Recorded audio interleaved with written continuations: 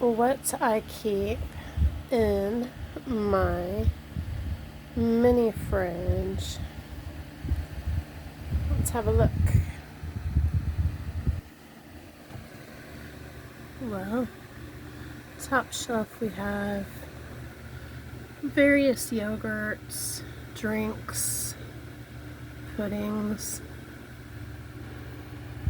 This shelf we have like hummus, tuna bowls, tuna and salmon packets.